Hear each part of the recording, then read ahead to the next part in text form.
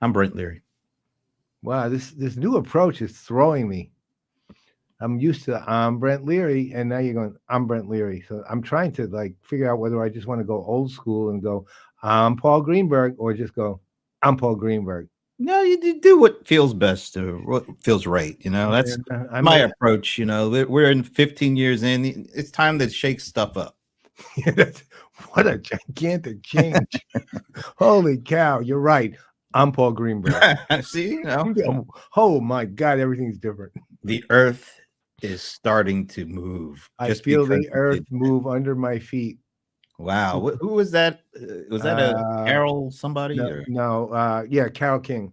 Yeah. Carol King. And it was Carol King. Yeah, Carol King, Rodney King. I sing it to you, but you do not. Nah, that's all No, right. No, we'll and leave plus this.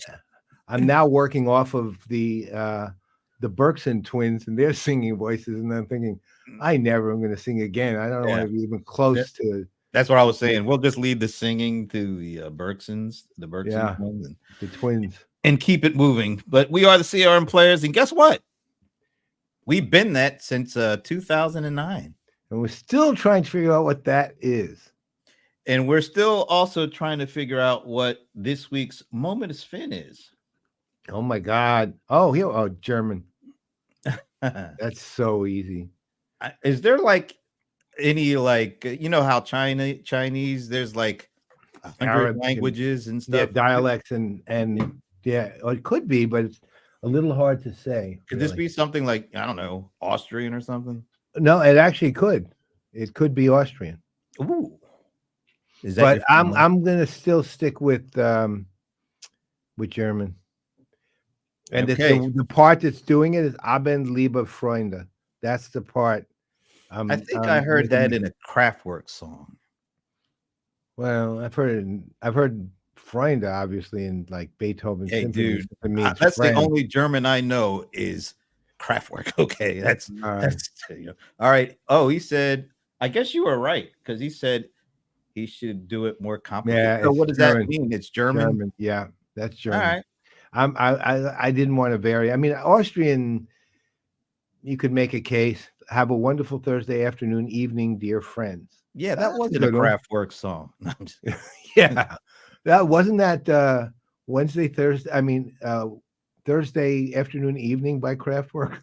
No, you know what? Kraftwerk did one of my favorite Kraftwerk songs of all time is called Numbers, and I had no idea what these folks were saying, but the jam, the beat was kicking, and I would just hear that whatever this German. I later learned out that all they were doing was counting.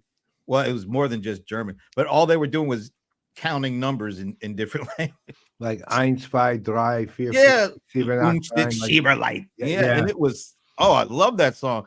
It took me like 20 years to understand. Oh, that's all they're doing, saying is numbers. 1, 2, 3, 4, 5, 6. It makes sense since the song was called Numbers. 1, 2, 3, 4, 5, 6, 7, 8, 9, 10.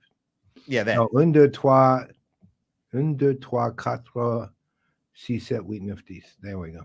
All right. Well, and now we've finished with the linguistics part of the program.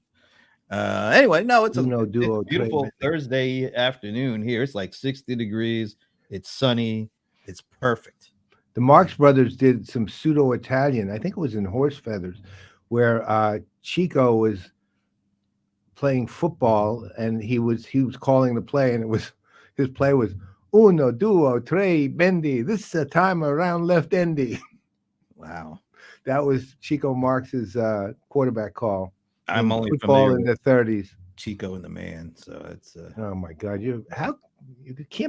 how could you not be familiar with the Marx Brothers? I mean, I've heard of them. Groucho, Carl, all the Marx Brothers. Yeah. It's gonna be one of those shows, folks. You young whippersnappers, man. Buckle up. It's gonna be. Steve's gonna be here, so.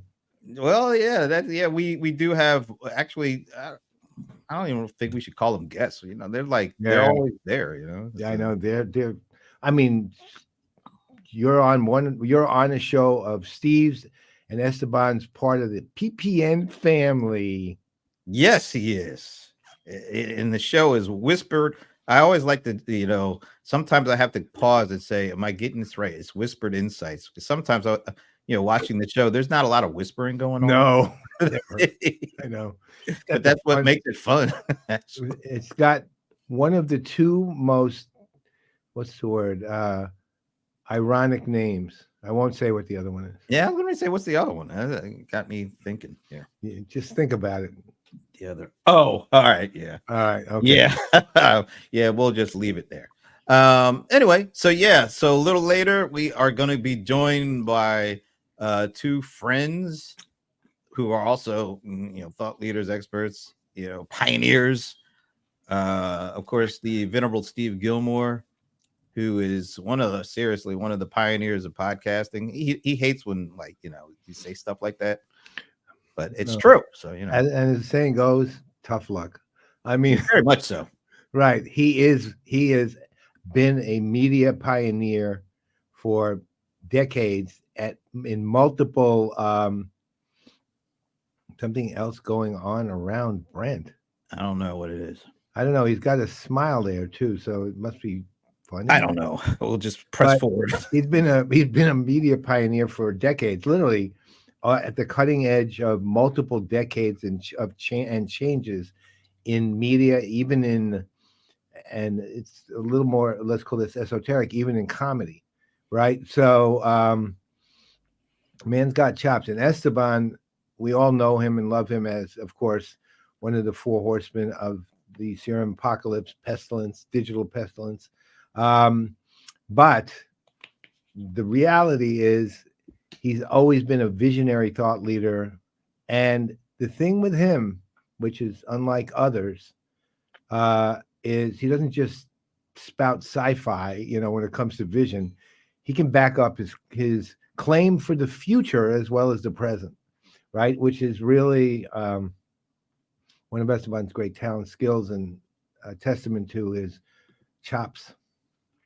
Yeah, well, yeah, he's got the chops. So as he gives an interesting look in the green room. But before we bring them on and talk about whatever we're going to talk about, I put the subject as new media in the state of media in 2024 or something like that. Which I know the venerable Steve Gillmor has a thought or two on that.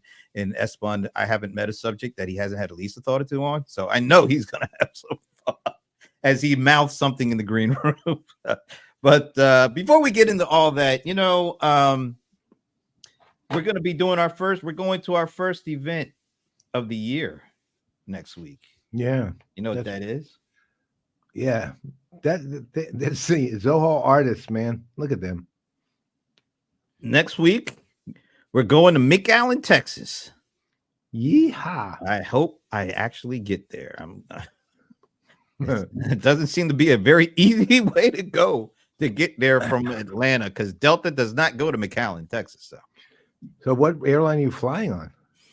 I think I'm flying United there in American back or something like that. So United from Atlanta to where? Atlanta to Houston, and then Houston to McAllen. Oh. So what time's after the show? Let me know what time your Houston to McAllen flight is, because we might be on the same flight. Oh, okay. Well, I'll let you know. I'm going United from Atlanta.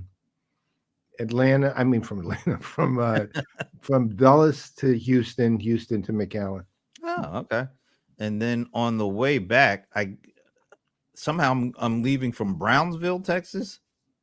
Is that closer to the SpaceX thing or something? Because that's Brownsville. Yeah, because that's why maybe I'm not going to SpaceX. I'm coming straight. I'm gonna check out Elon and see how things are going. Much as I'm interested, I can't stomach that guy. So I doubt he'll be there, but it doesn't matter. I don't want to be anywhere near what he does. I'm not buying it. I won't even ride with Ray Wang anymore in his Tesla. Wow. No, that's not true, but I have no choice. But anyway, it should be a good trip. We're gonna get our first look at what Zoho is doing with local. What do they call it? Transnational localism. Transnational localism.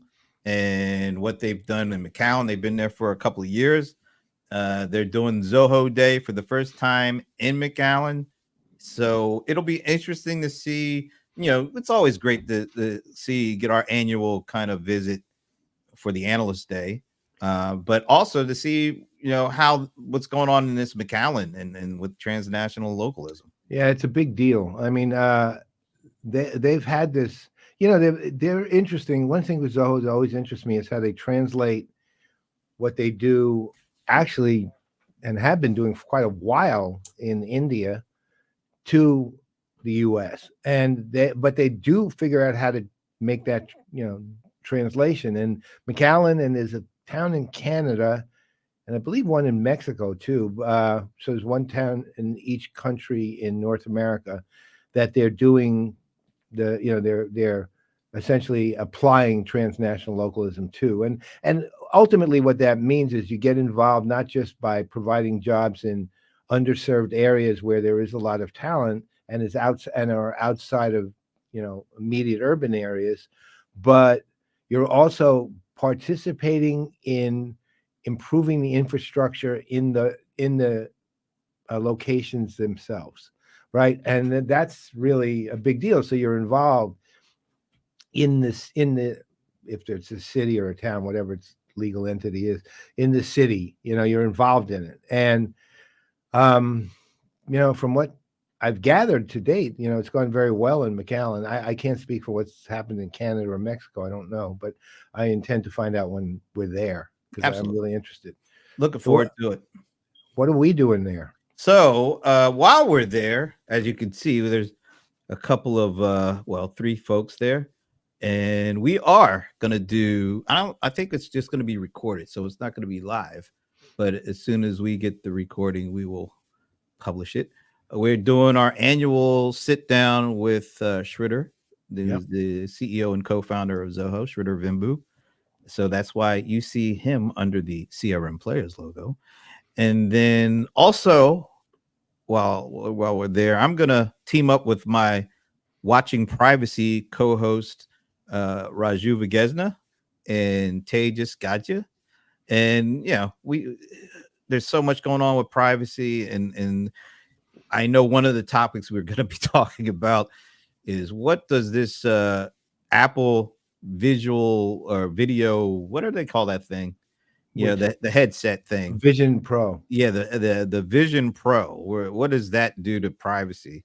Are you obliterated altogether? One thing that would be interesting, I forget what Apple, I don't know if you've seen it, they're making a big to-do about it, though, that with the new, I think iOS 17.3, they've added this really, really like heavy security feature to Apple, to the iPhone, and I guess the watch. It's you know what, I'll find it, but it's actually been, it's to help it let's say this, it'll come to me, I'll have to find it, but it's literally plays right to what the subject of your show is how to prevent theft, improve privacy, and it's some settings that they've added that are very strict and kind of play to Zoho's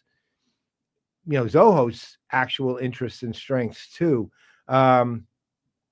It's got a name. It's like something security, something like that. It's 3 words, I think. General security set. But I'd look into it because it's getting a lot of press.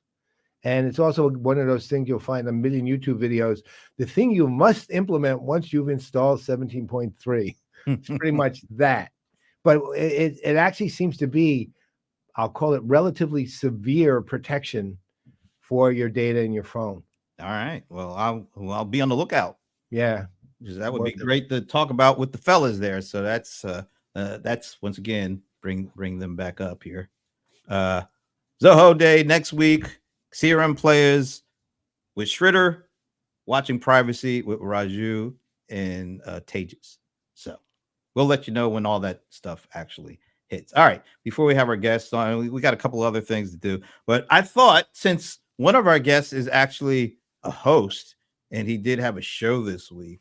Stolen device protection. That's what it's called. All right. Well, remember that. I'll definitely look into that. So let's get a little taste what happens on Whispered Insights, at least what happened on this week's show.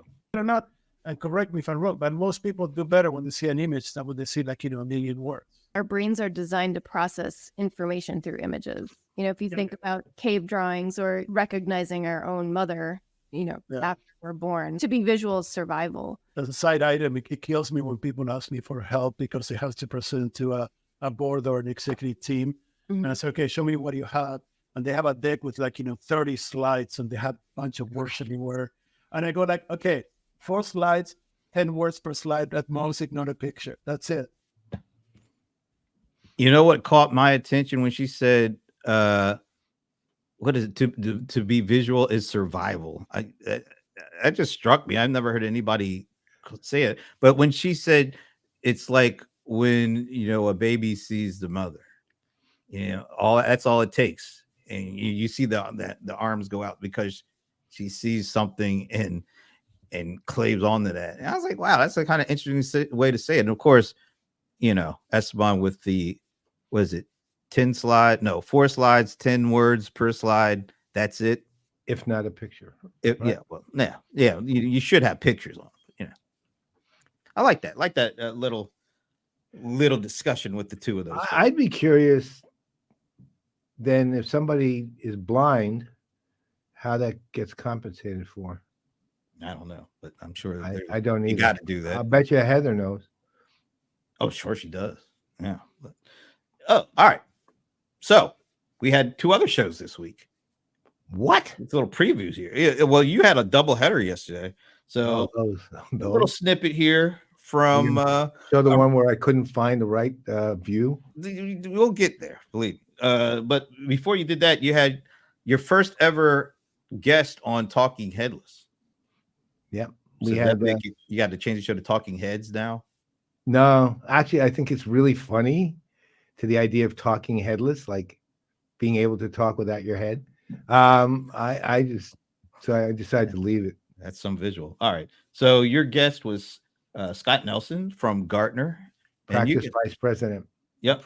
Scott, he runs, for those of you who don't know him, 24 years at Gartner. He runs CRM, CX, ERP, and AI. Yep. All right. Let's do the clip.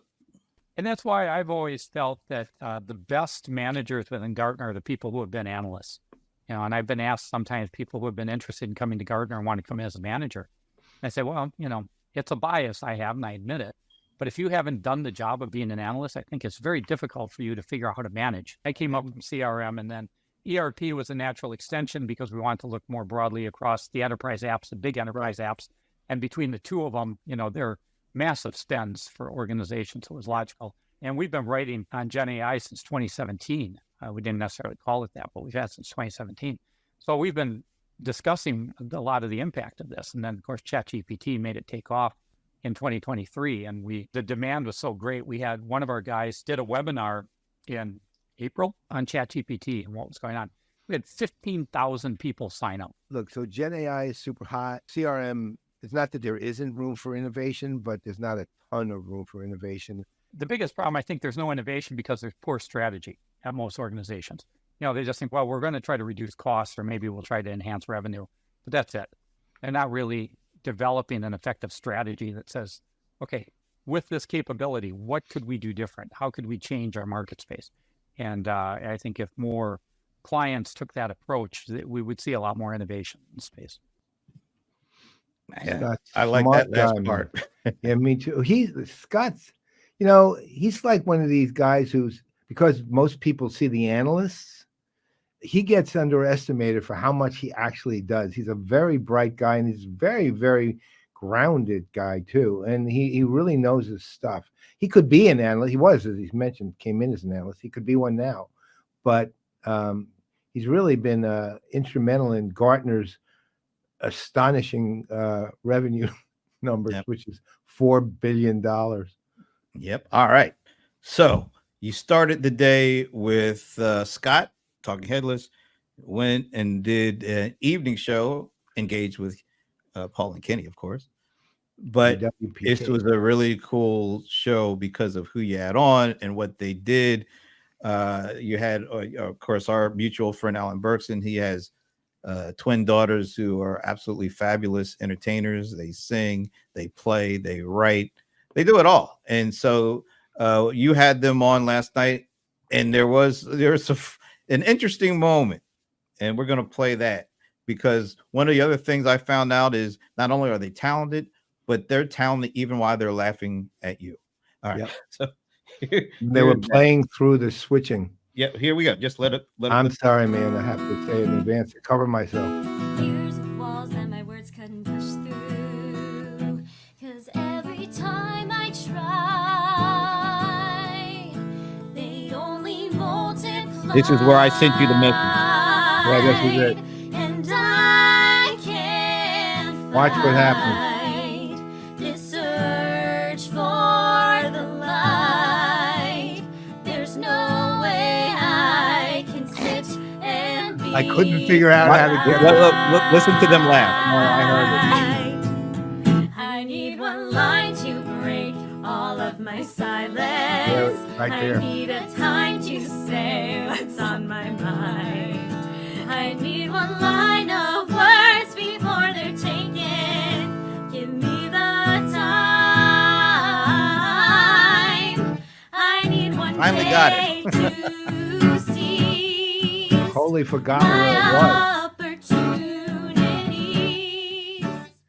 And by the way, first of all, in my own non-defense, I literally forgot how to do that, right? Because I haven't produced something where I needed to forever, really. So I was looking at all the views under StreamYard and could not find where to do it, and then realized, oh, wait a minute, it's here, and finally got it. Secondly, more importantly, that was a song from their song cycle, Waiting, which has already been performed in a legitimate theater in Broadway, on Broadway, and you know, is what they call it. They call it in concert, meaning it's not a full blown, you know, ongoing thing. It's a first take of the song cycle. That was one of the songs they wrote, they produced, they directed, they sang, they cast the whole thing. Yep. Those two, Awesome. they're amazing. It was a great conversation. Kenny and I we're going to have them back probably every 6 months for a short segment where we can see how their journey's going, because this is future Broadway stars, we hope. Yep. So go and check out the show, and you can see the whole conversation, everything. Yesterday's EWPK. All right, moving along, because we do have guests, and we have one other thing that we have. Yeah, I was hoping if I talk my way a little longer, you'll miss me. And now it's time for Stump the Godfather. Oh The boy! venerable Paul Greenberg. So Brought to happy. you by Microsoft Dynamics 365 Copilot. Yeah. Let Benny just play out. There it is. Got to let Benny play out. All right. So, earnings. There's so many earnings going on that just took place. Earnings calls and lots of transcripts that guess what I did? I dug into those transcripts. Yeah. Ooh. Digging into So I'm combining Stump the Godfather, brought to you by Microsoft Dynamics 365 Copilot, with digging into scripts, because one of those earnings calls and transcripts came from Microsoft. And so this question comes from that. More than 230,000 organizations have already used AI capabilities in Microsoft's Power Platform, up over what percentage quarter over quarter? Is this 1 quarter to the next quarter? Yep, that's what quarter over quarter means. No, but I mean, which quarters are we talking about here? So it's their second quarter earnings call. So All right. So Yep. this is from the first to the second quarter. yes, Oh, absolutely. okay. Well, I got a thought. I don't know how true it is, but I'm given that first quarter. Now, Microsoft's fiscal year is January to December. No, it's June to July to June. So then this would be the fall of last year from the summer. Well, Well, there's a big difference if it was November of 2022, first quarter is January to March, and then it's going to be insane jump between January and March. I Okay, mean, well, take a guess. Anybody out there? which quarter? Take a guess. It's this is the second quarter. No, I don't mean that. earnings I mean, call. which months are we talking about?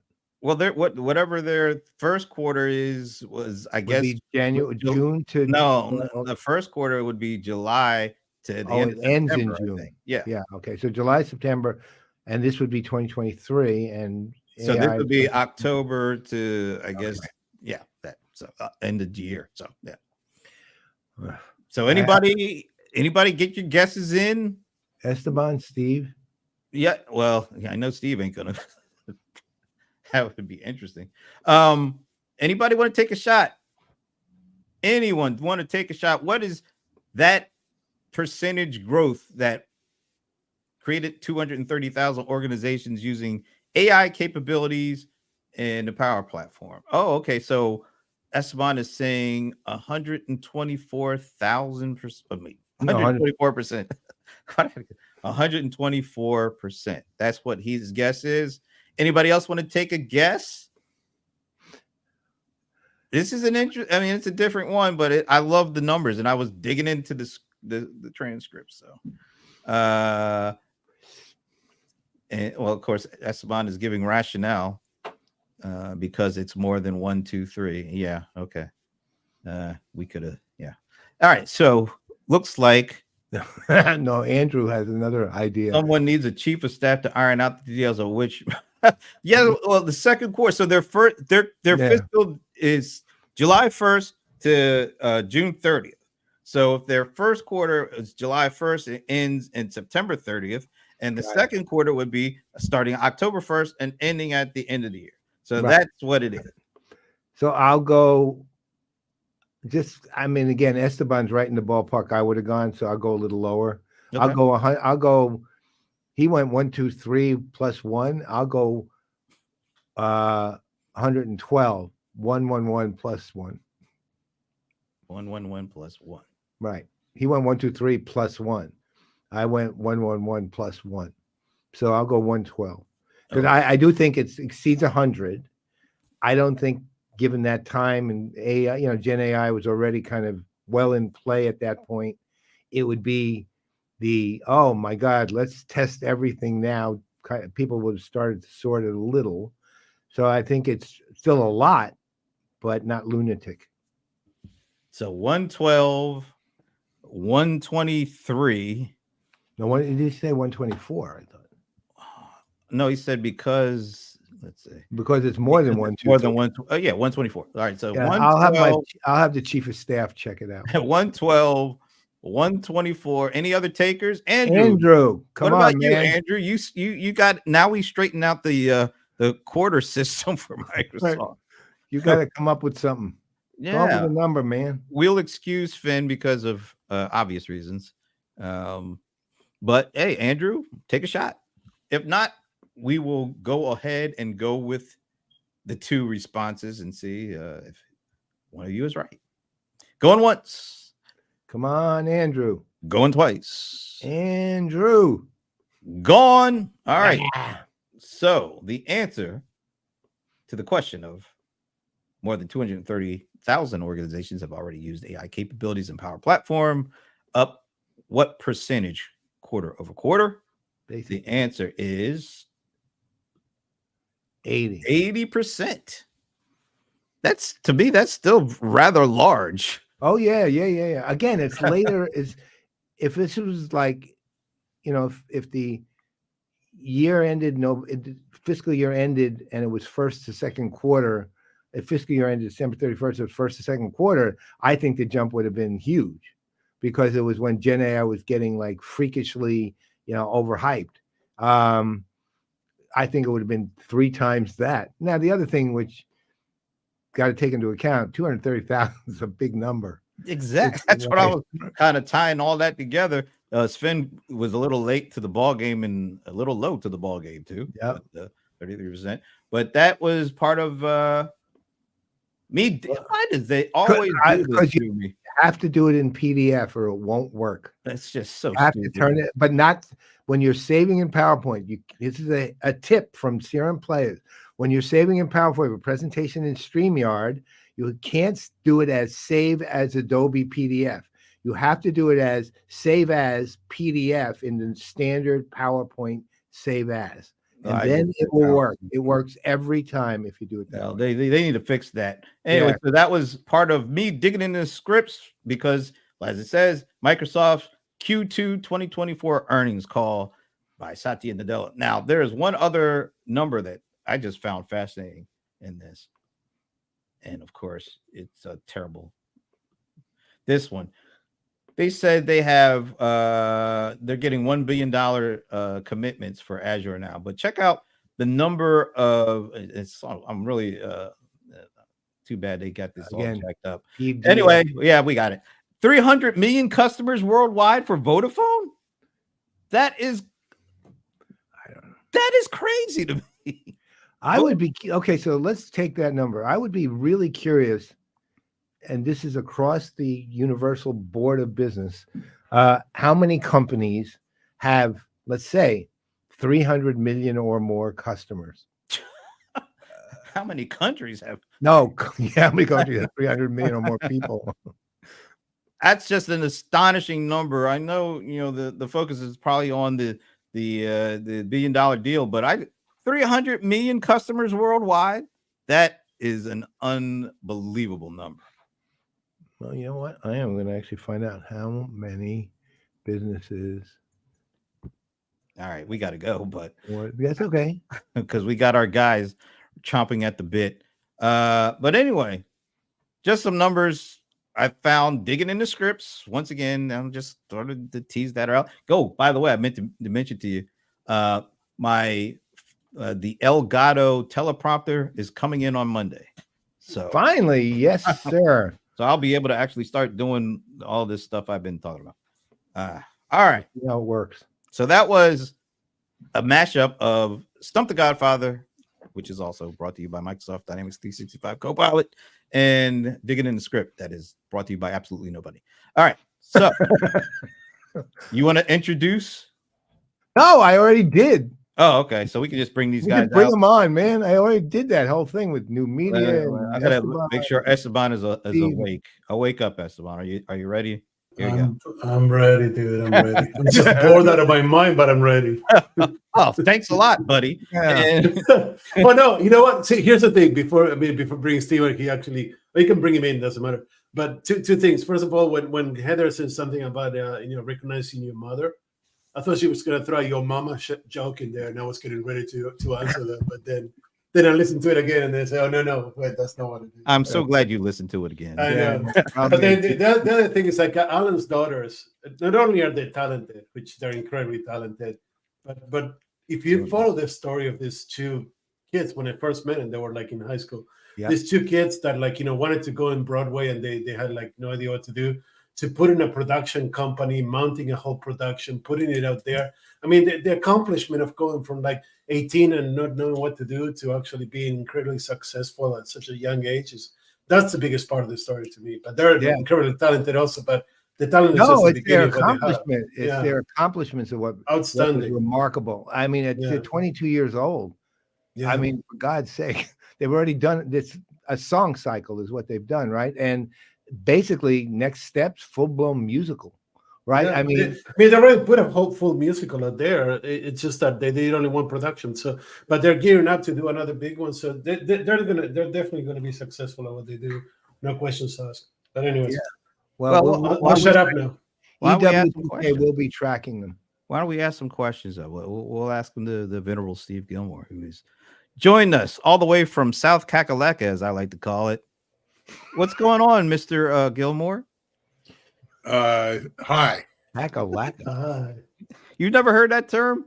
No. I know Esteban is when North Carolina and South Carolina, we call them South Kakalaka and North Kakalaka. Yeah. I live in North Kakalaka. So I actually did live in North Kakalaka and never heard that.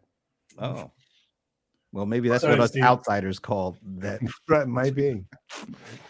So the venerable Steve Gillmor, who is the host of the one of the longest running some kind of show. What do you call it? Gillmor Gang? How would you describe Gillmor Gang? I wouldn't, but it has been described as the second longest running show by Dave Weiner, who was responsible for the whole thing. Well, then What that's was the first longest running show? I forget. Okay. So we can ignore that and say that you're the longest running show and just take the credit. Well, let's say You this. could, it would be wrong, but Hey, we work in enterprise tech. Wrong is what we're leaving here. No, I mean, so the Gillmor Gang's been running how many years now? I don't know. You don't know? No. How many years have you been running? 75. All right. So, and what percentage of that has had the Gillmor Gang? Tina says 2005. 2005. Okay. Oh wow! So next year will be the 20th anniversary of the Gillmor Gang. Wow, Man, we thought we were doing good with 15 this year. How does that work? 2005 plus 20, 2025. Okay. We'll throw a party. How long has Nurturing Insights been running? Wow. It's been running for, depends who you ask. If you ask Brent or Paul or me, it's been running for 17, 22, or 20 episodes. That's right. Take your pick. That's exactly So right. somewhere in there, Well, you had a couple of technical difficulties that caused you to, Yeah, and I have a couple that I would rather not talk about, so I don't count those. And there were a couple of, let's just say, numbering faux pas. Faux pas or faux pas? Faux pas. Faux Faux pas? pas. Faux pas. It would Is be that proper. plural? Is it? Yeah. Faux four pas. Pauls. Four Yeah, Pauls. that's right. Yeah. 4 Pauls. So, Numbering. I mean, They so were you know, correct. in French, you don't pronounce the consonants unless there's a vowel after, or unless it's It's faux pas, but what would be the plural of faux pas? I guess it's faux pas. P-A-U-X is singular and plural. Right. It's the same. Yeah. Right. It's pronounced exactly the same. Yeah. Yeah, So let's- faux pas. But you know what? Going back to the Venerable Steve Gillmor, I believe one of your first guests of all time was Mark Benioff was one of your first guests, but also you had Mark Brett Taylor. Benioff was the first Gillmor Gang guest on video. On video. Oh, so you had you were podcast first, right? Correct. Do you remember who your first podcast guest was? I think it was I think Dan Farber was on. I forget. 5 minutes ago, I forget. Shout out to Frank Radis, as I like to call him, Sir Frank of So Radish. Frank said he was going to be in bed. He's in London, England. Right. He stayed up late just to hear you. Wow. Maybe. Is he an OBE? Is he a proper sir for the OBE, or just you call it sir because What is that? you're- Well, you know, I or they're the British Order of the Empire? British Empire, right? That's right. Yeah, Order of the OB, British Order of the British Empire. When you get knighted by the queen or the king in this case to be a proper Well, member of the court. it's the second level because there's KBE, which is higher up. Knight Yeah. that is Knight of the British Empire. Yeah. It I know sounds because when of you course go out- I've been a KBE for. So Sir Richard Branson is an OBE, for example. Okay. All right. Well, you Yeah, know, thanks, Frank. Frank still has some time to get there. All right. So we're in 2024. You've been podcasting for over 20 years at this point. Although I know you don't call whatever you did podcasting. It was a podcast when it was audio. But he didn't like calling it that even then. I'm telling What you. did you He- call It's it? not a question of what I liked. It was just there was no thing called podcasting because Apple had not yet really supported the platform. That happened a couple of years later, I believe. All right. So over 20 years you've been doing this. We're in 2024. And I titled this show the state of 2020, the state of media in 2024 through the eyes of the venerable Steve Gillmor. Well, I think it really sucks. Okay. No, I think that the mainstream media is just a crap fest of Of what? Conflicts of interest, and they're desperate to find a business model and haven't found one. Is any part of mainstream media or any specific? Well, I would say they're all. I mean, I don't really see a distinction anymore, given what you guys are doing. For example, this is as mainstream as it gets. So, with Esteban on? What? With Esteban on? Well, as long as we have a pop filter to take care of. Oh, I forgot to run the NDA. Oh my God, no. No, that's a visual thing. Oh my God. Right. Let's say the math linger for later, but let's stick to the argument, which I agree with Steve. The problem is like all media lost its focus. It's gold. It went from having actually a mission and an objective, just being who can be more sensationalistic and capture more eyeballs just for the purpose of capturing eyeballs, just to sell more fucking advertisement, which is the same thing we do online. We moved online to video, But they're they find themselves competing with, I don't want to say guys like us, but Mr. Beast is a perfect example. This dude has like 200 or 300 million. He's almost got as many followers as Vodafone has customers.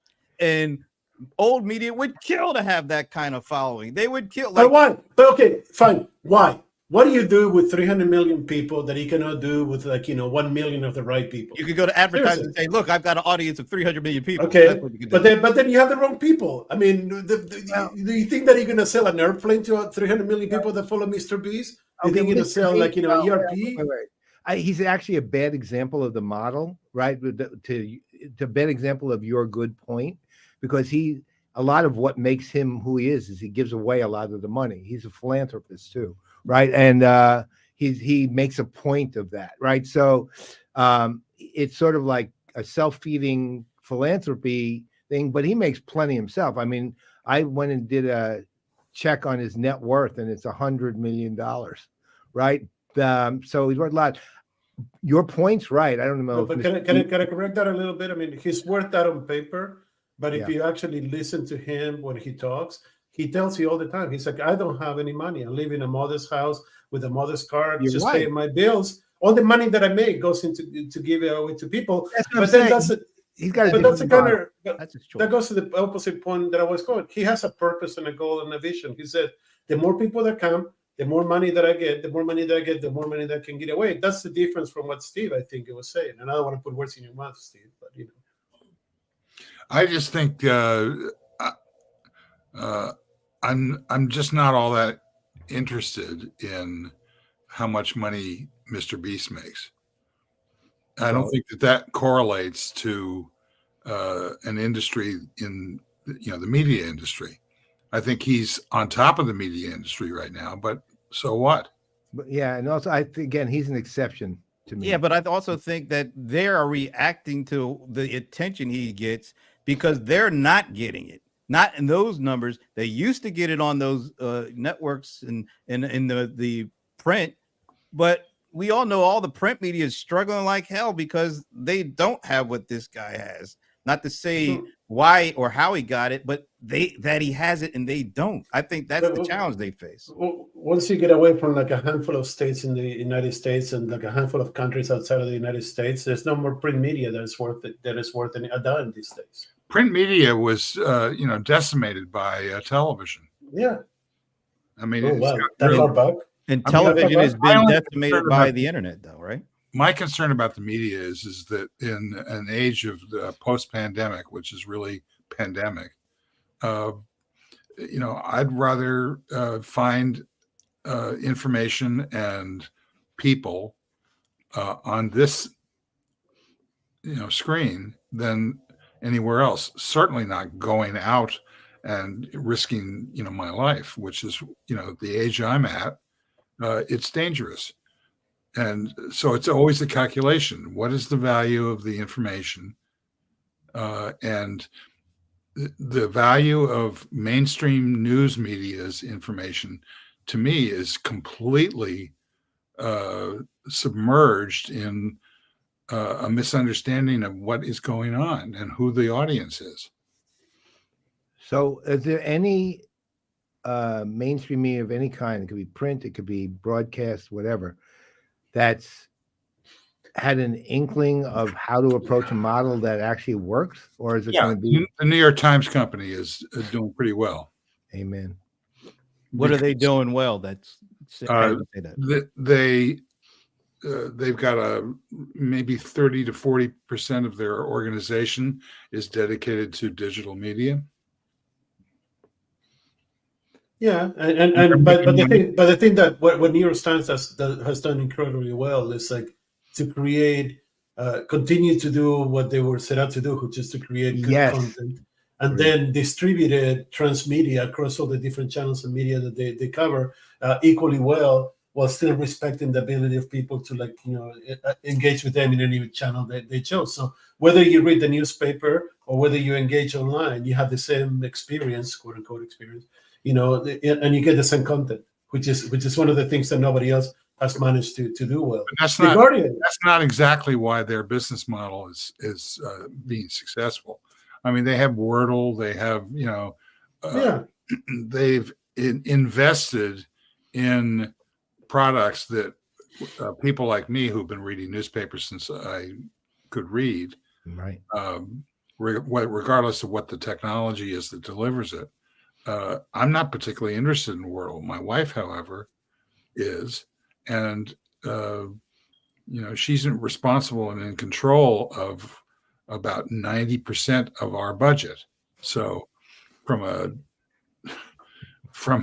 economic perspective, the Times is doing something interesting, and very few other media organizations are.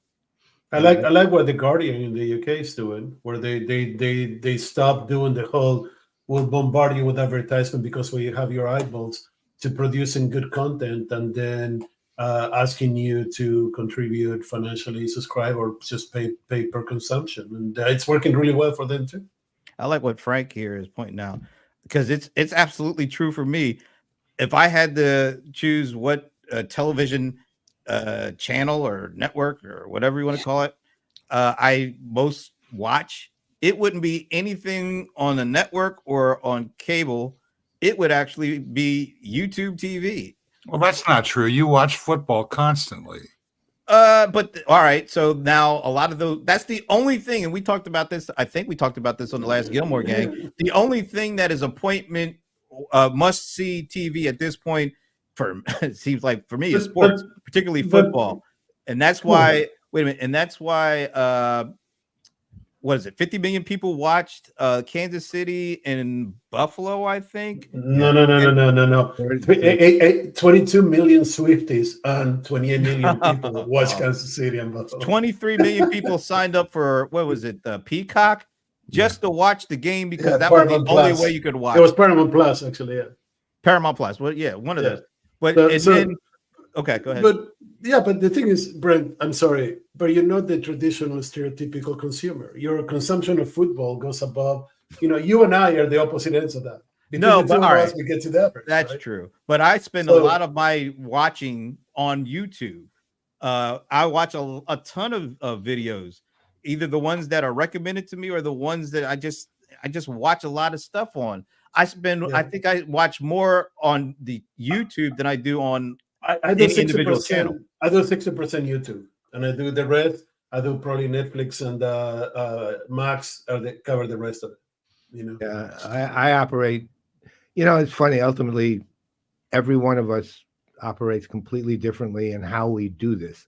Because each for me, if I'm looking at Paramount Plus or Peacock or Hulu, I watch that to watch shows that I would have maybe otherwise watched on network television, but I'd rather watch it there, even though I'm sick and tired of not being able to fast forward. Let's do a group hello to the unvenerable Tina Hall, Chase Gillmor. Actually, the most venerable. Big hug. Right. The most venerated. No, the most venerated. Steve, you could just turn to your left or right. But of course, he's not going to do that. All right, so I do it with YouTube. It's 90% educational for me. I don't watch movies on YouTube ever. No. You don't? Oh, really? No. I never watch a movie on YouTube. I So, watch hey everywhere else. Tina. There she is. Hi. Yay. Let's not So- interrupt Paul yet again. So I watch. So my traditional movie watching experience these days is going in Google where to stream the number of the movie I want to watch, and if it's not in anything that I subscribe to, then I go to YouTube and I watch it in YouTube with the stupid ads. Well, the biggest and most important thing about YouTube that Evan Shapiro talks about is, I think he mentioned it in his newsletter, is the show Coco Melon. I've seen my granddaughters watch Coco Melon until their eyes bleed. Basically, and there's another one, Miss Rachel. These are the Mr. Beasts of the near future. So this is all future stuff right now. I don't care about the rest of YouTube at all. I think YouTube TV, which I believe will merge with YouTube, is the most important force in television. Well, you know what? It probably won't because they can keep charging you for, because I have YouTube Premium, YouTube TV. And then you go on the Google apps. I mean, they're just raking it in hand over fist, you know. And if they combine them, that would only lower the price. Why would they do that? We're going to pay for it regardless, you know. YouTube TV has captured the news market with their 4-shot. They've got a 4-screen, the multi-view. Yeah, the multi-view.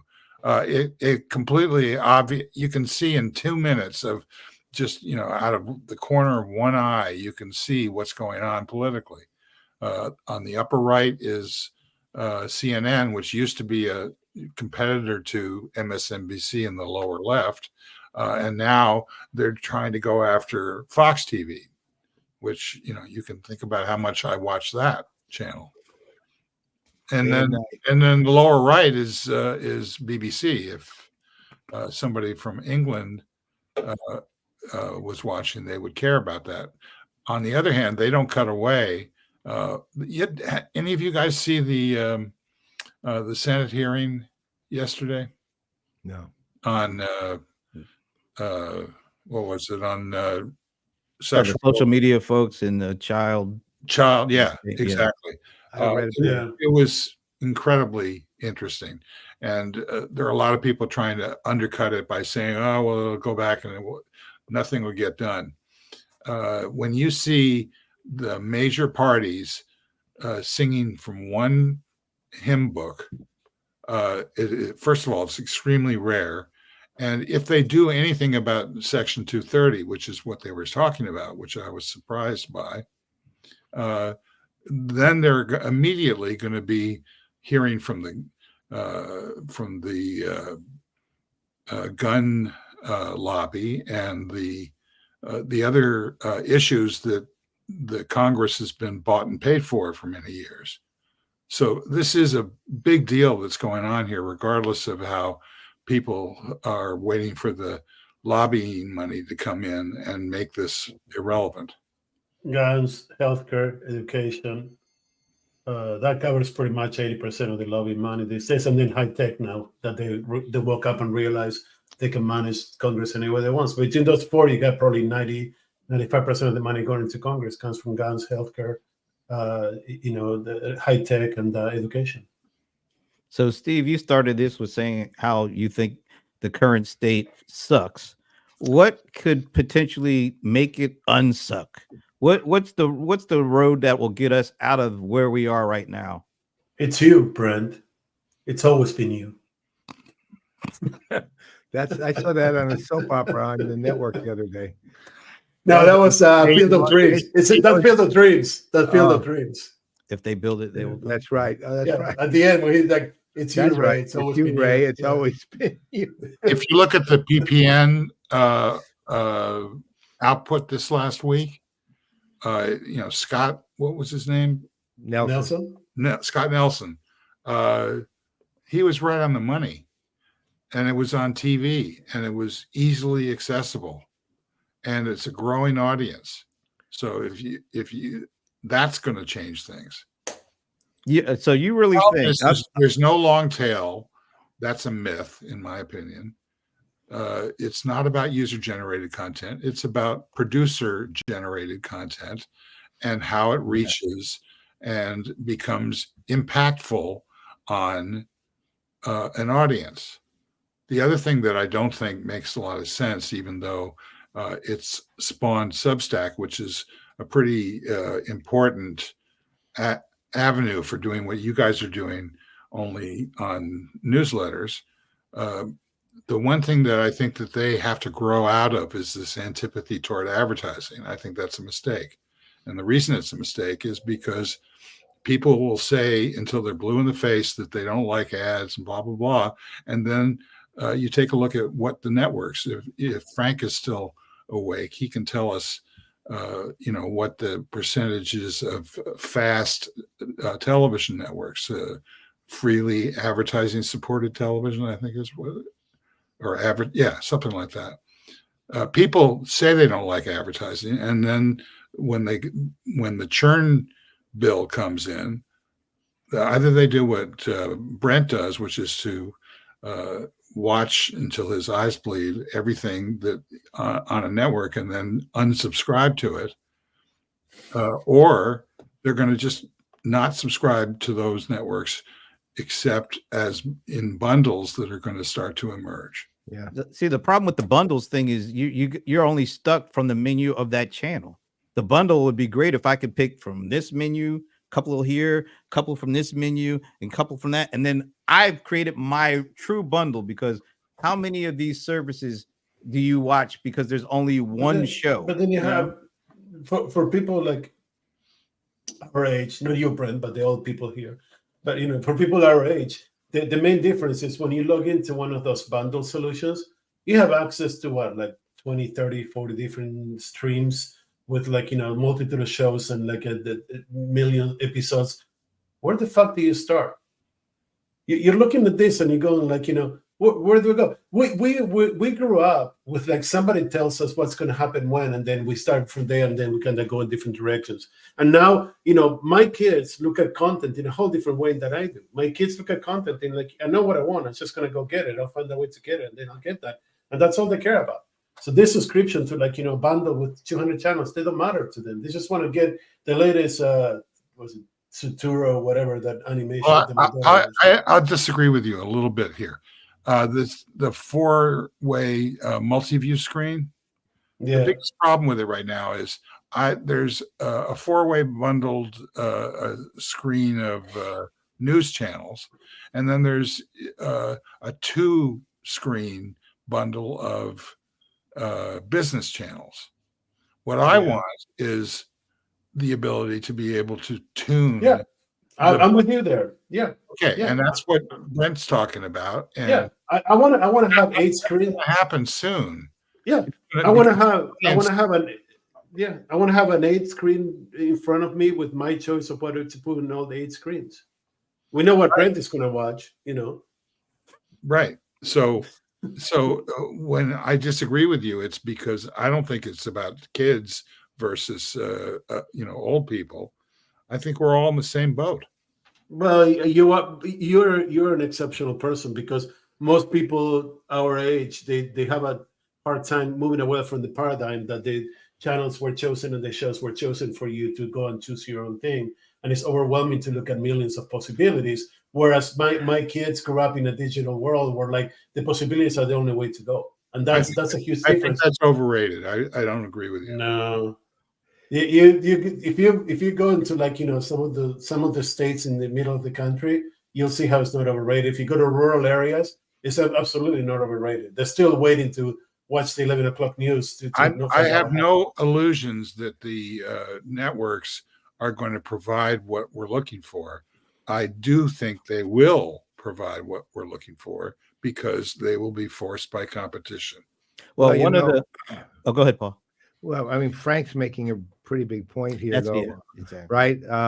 Keep in mind where these things are being consumed, right? Makes a huge difference. And I know when this conversation, for example, my assumption throughout the whole thing, for the most part, I should say, was you're talking about watching this on a television set. That's it's not like I consciously thought that, but until Frank said what he said, oh yeah, I forgot that, it could be on a different device. And it is a look, for example, Yvonne, my wife, watches a lot of YouTube, very specific things on YouTube, but it's all on an iPad. She doesn't watch it on television at all. She doesn't touch it on TV. We'll watch occasional YouTube things that I'll look for her. Part of that is just because she doesn't want to take the time to figure out how YouTube is working on a television set. And it works, to be honest, it works simpler on mobile device than it does on a TV set. You got an app, you go in the app, you type in what you want, and you're done.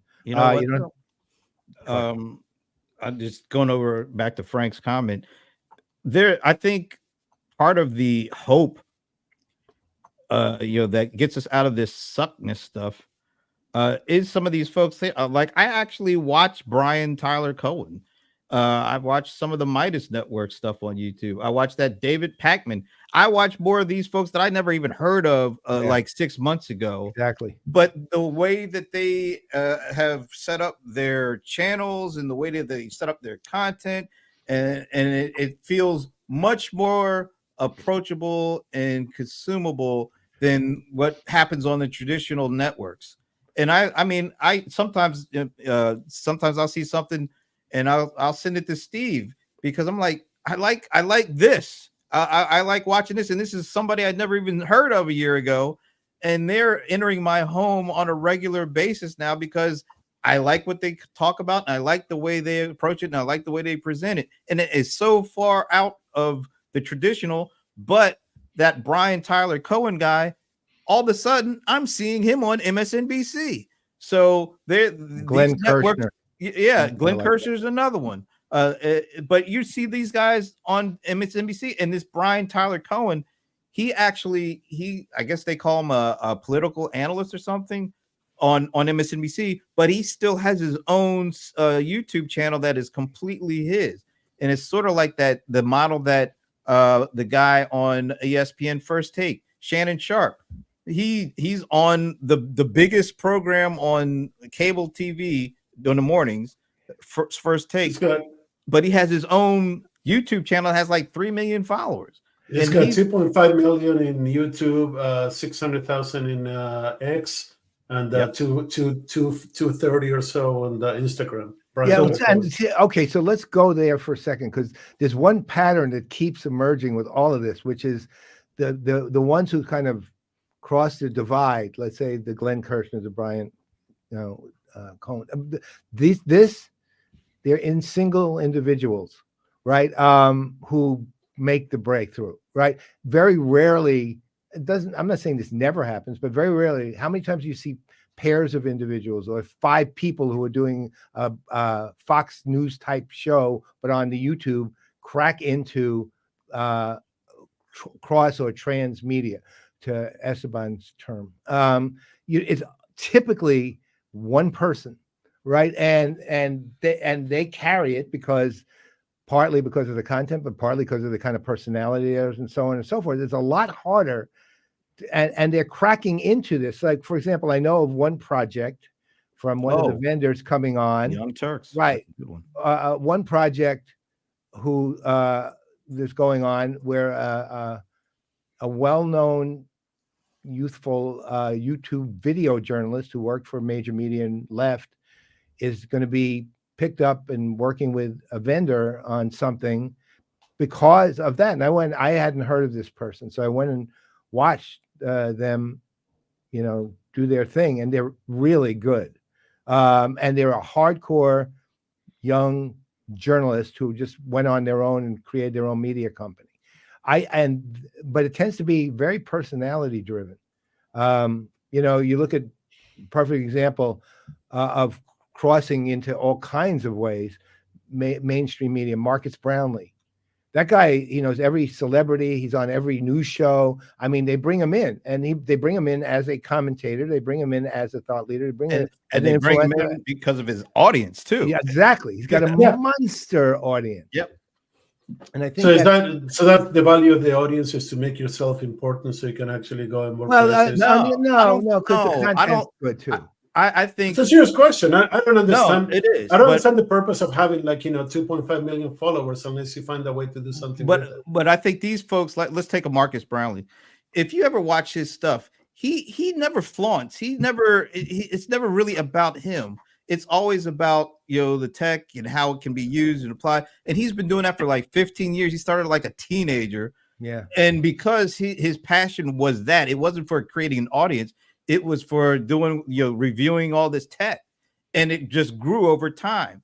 Now, it's like the outsiders see his audience and they want that for them, and they try to use him to get to that. But it's not him doing it. It's the outsiders, like the traditionalists who are like, how did this guy get 15, 18 million followers? Look, everything, even revolutions work this way. I mean, there's certain things that allow the old school world to accept a transition, right? I mean, if it was just the guy had an audience of 12, and wasn't noticed, but it's the same exact person.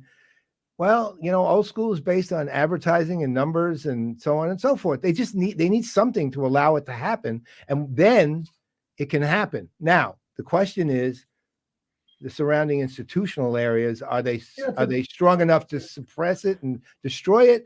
Or No. Not even on purpose. Well, I agree with you, Steve. Yeah, because they don't need the old. I still believe that I'd rather have an audience of the 100 right people versus an audience of the 1,000. Yeah, that's exactly. I agree, and that's our model is that. That's a micro audience. It's not a 3 million audience. Those are the 3 million are loss leaders for the tech, not the other way around. Right. Yeah. No, and you're right. But again, I'm talking about old school thinkers finding something that allows them to accept a transition that's going to be meaningful and will either work against them or down the line. Are these old school media thinkers or overall thinkers? I mean, people in the it's really everyone. Look, you can look through history. When I did my studies of varying revolutions, it wasn't just the revolutionaries who made it. They had to gain popular support. Okay, and they had to have some backup. They could, other than that, they were just anarchists who basically just failed. But when it was successful, which it was, they had people who were basically, their job was it could be to penetrate institutions. Their job would be to address certain audiences. Their job would be, but they were people who were acceptable in effect, even though they were full-scale revolutionary thinkers and actors and in the drama unfolding, they were still somebody that the crowd could relate to, and it was deliberate choice. It wasn't like they just happened to be that way. They were chosen for that purpose. As I love. Go ahead, Steve. Sorry. After you. No, please. Well, it was a bad joke. You don't remember? I had a bad joke, right? I remember. It was a bad joke. I remember. It'll still work. So go ahead. No, I insist. Watch and see how long you last. Dead air is my friend. I'm not kidding. No, he likes dead air. Yeah. Fine, I make my bad joke. Hey, Paul, I love that euphemism when you use to refer to my career, bad anarchist that failed. Thank you. Steve, go ahead. I was laughing because I can't hold it anymore. I have to say it. We'll give the last word to the venerable Steve.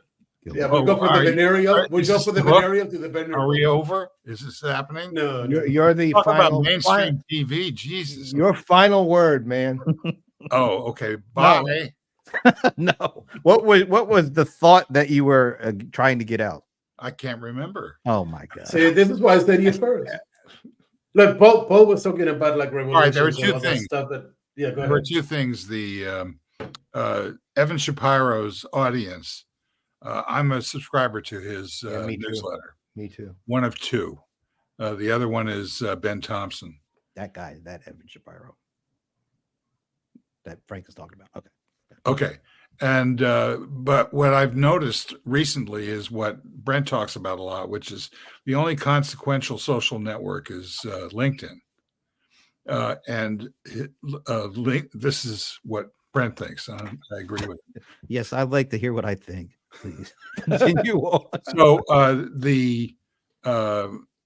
his content is basically he uses LinkedIn as a pointer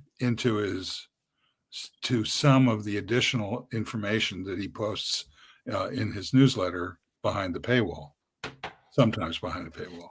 Yes, So, which is a fantastic model, by the way. Yes. yeah, this is the harbinger of how the churn shootout blends into what's going to happen next, which is that you're paying subscriptions in TV, print, which is newsletters, and what's left of the mainstream media. The second point I would make is at the end of the Gillmor Gang each week, or whenever we do it, Frank basically tells us what TV we should be watching. And, we all have our suggestions about things. That is the new TV guide. And as Esteban pointed out, the kids already understand this. They stay off the TV for the TV guide because they can't find it, and they just use their search. Mm-hmm. It's easy, and they increasingly, like I do with the iPhone, I just speak into Siri. I rarely type anything. Yeah. So that is the new index into this architecture. So if you look at all the shows, we're watching one now called Monsieur Spade, which is about a kind of reboot of Sam Spade. Oh yeah, Really? There's a Fireside reference, by the way. really? Yeah. Well, they use that is Guy an Noir. interesting show. I actually had to cough up like $8 a month to watch this, even though I have no idea how long I'm going to be paying $8 a month.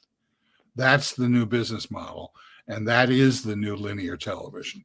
So it's not going to be there; it is here right now. But I want to emphasize the first point you made, which is the new model is public to private, where private is the subscription model, and I believe that everything we're seeing today is going to end up in basically a micropayment of private access, which is the way it should be for any content that you want to watch. But And that goes back to later. That goes back to something I think I said on a Gillmor Gang a long time ago. When do we just look at subscriptions?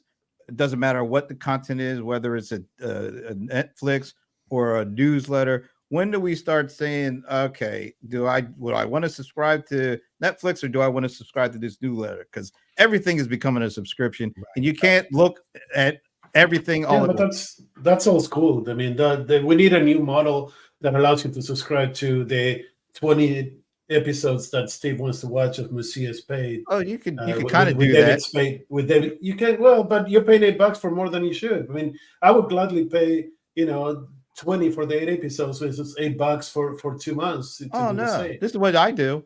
I just wait till they all are dropped, and then I subscribe that month, and I'll watch them all that month, and then I unsubscribe the next month.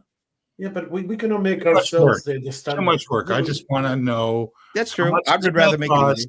And which is better than which is not so good. And by the way, you're Apple's favorite consumer because you probably do that through the App Store. They get to give 30% of every month. I don't play games, so I am immune to that particular. No, Amazon Prime, it doesn't cost you anything. You just That's yes, it does. They charge you by the month. The same thing as everywhere else.